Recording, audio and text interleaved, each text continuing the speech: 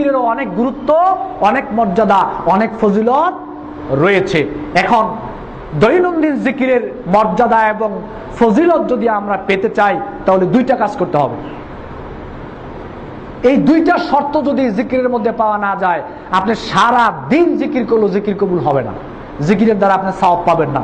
দুইটা শর্ত স্বাভাবিকভাবে নরমাল দুইটা শর্ত লাগবে।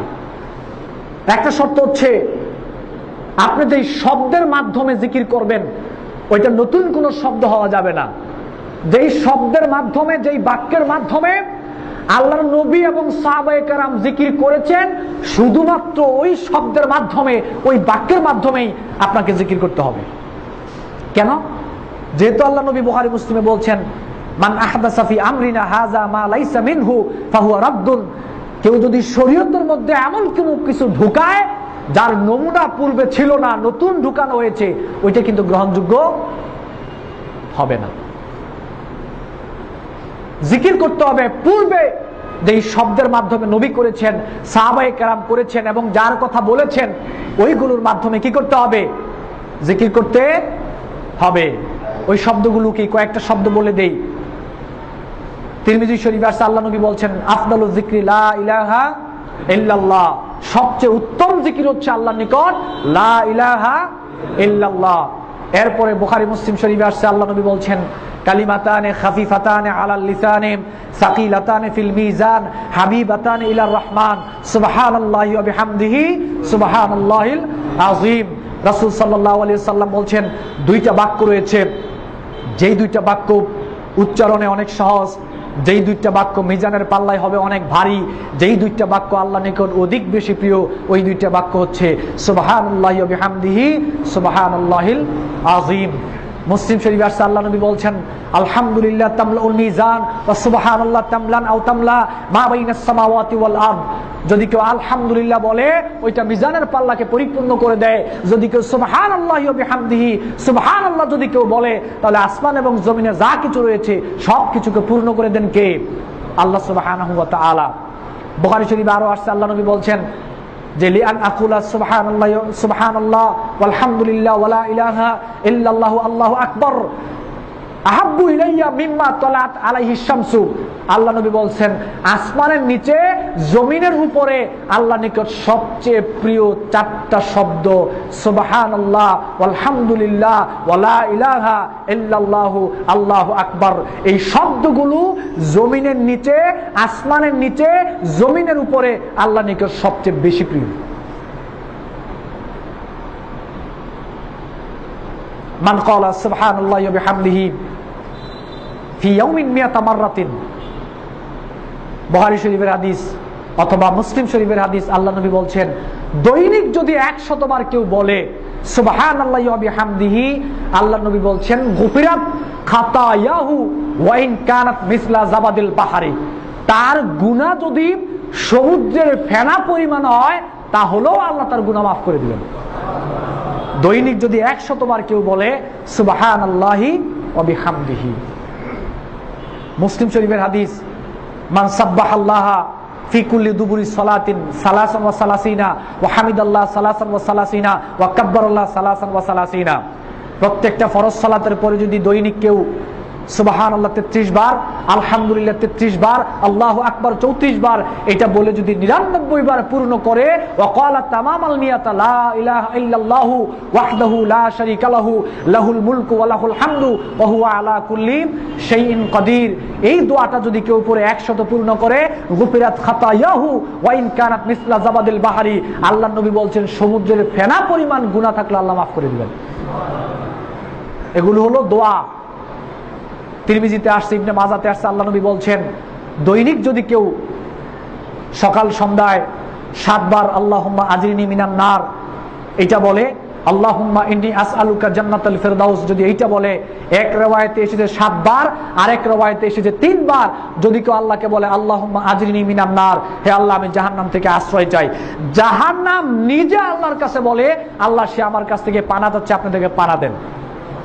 আর যদি বলে আল্লাহুম্মা ইন্নী আসআলুকা জান্নাতাল ফিরদাউস, হে আল্লাহ আমি আপনার নিকট জান্নাতুল ফেরদাউস চাই, জান্নাতুল ফেরদাউস নিজে আল্লাহর কাছে বলে যে আল্লাহ তাকে আমার ভিতরে ঢোকান।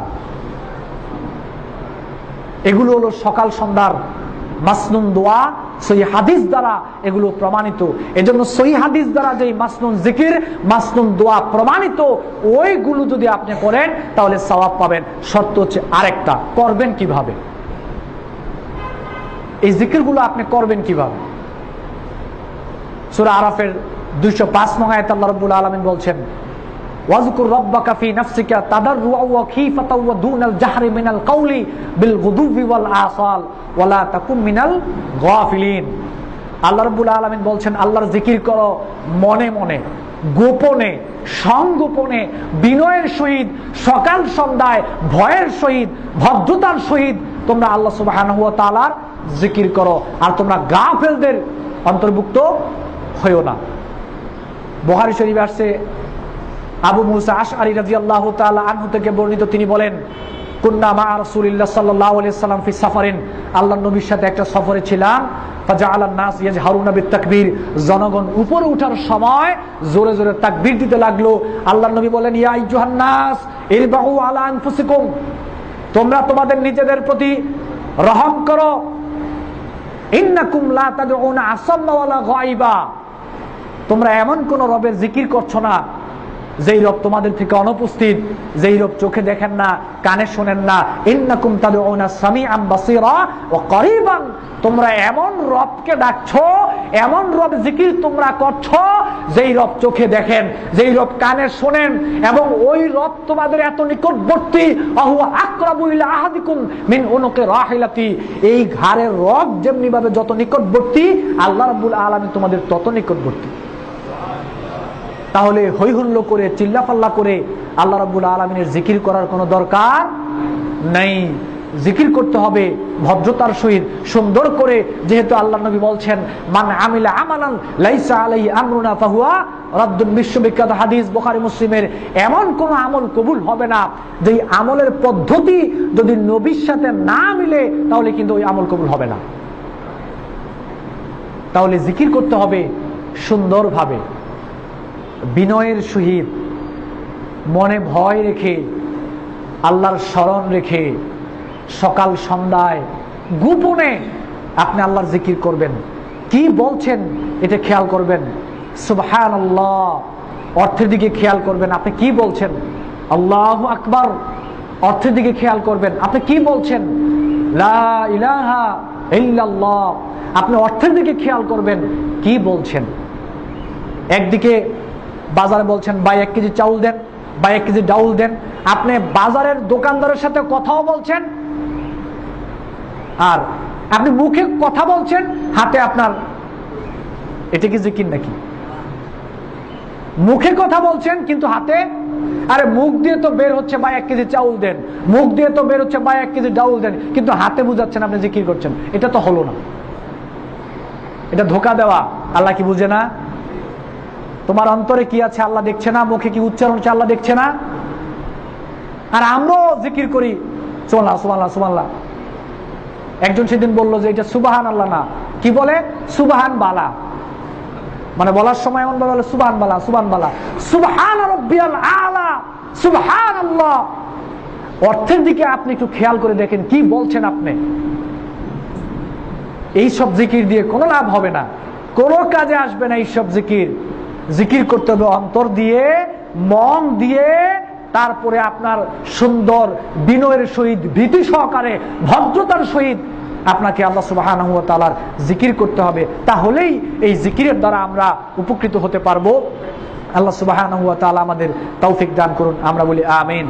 তাহলে সম্মানিত উপস্থিতি, আমি যেই কথাটা আপনাদেরকে বোঝাতে চাচ্ছিলাম সেটা হচ্ছে, জিকির বলতে আল্লাহ সুবহানাহু ওয়া তাআলা পবিত্র কোরআনে অনেক কিছুকে বুঝিয়েছেন। তারপরেও জিকির শব্দের দ্বারা মূল উদ্দেশ্য হচ্ছে আল্লাহর স্মরণ।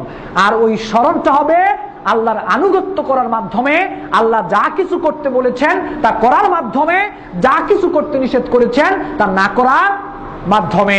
আর দৈনন্দিন যেই জিকির রয়েছে এইগুলো করতে হবে নবী যেই শব্দের মাধ্যমে জিকির করেছেন, সাহাবায়ে কেরাম যেই শব্দের মাধ্যমে জিকির করেছেন এবং যেই ভাবে করেছেন ওইভাবে করার মাধ্যমে যদি আমরা করতে পারি, তাহলেই আমরা এর মাধ্যমে উপকার লাভ করতে পারবো। আল্লাহ সুবহানাহু ওয়া তাআলা আমাদের সবাইকে বোঝার তৌফিক দান করুন। আমরা বলি আমিন। ওয়া আখিরু দাওয়ানা